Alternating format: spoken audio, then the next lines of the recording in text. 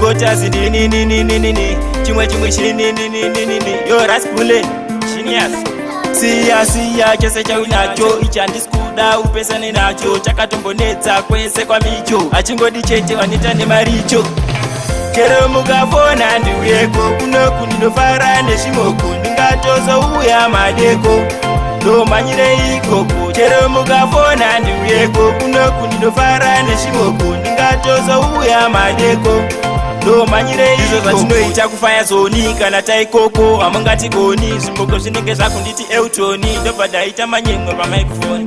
Saka iwewe haigona kusara idya mari yako zvikava kunyara ospoila zvimboko zvese zvinokara apa wakati akakushwa mubhara.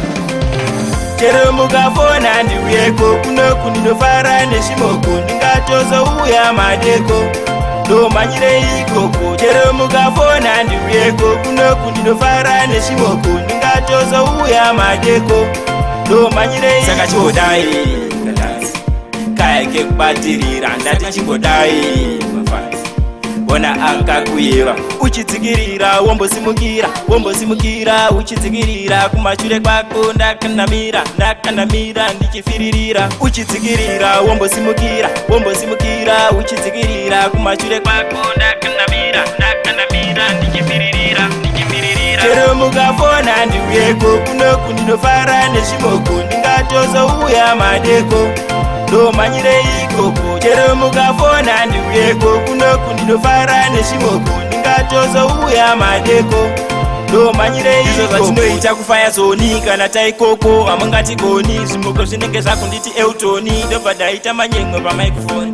Saka iwewe haigona kusara idya mari yako zvikava kunyara ospoila zvimboko zvese zvinokara apa wakati akakushwa mubhara.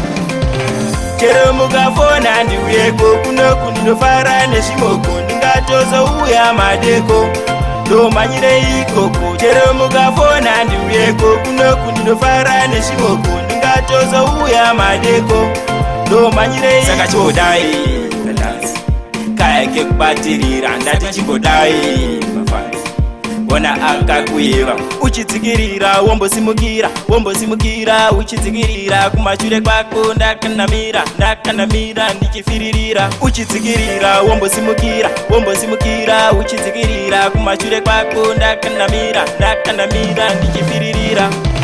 Chero mukafona ndiuyeko kuno kundinofara neshimoko ndingatozouya madeko ndomanyire ikoko. Chero mukafona ndiuyeko kuno kundinofara neshimoko ndingatozouya madeko ndomanyire ikoko.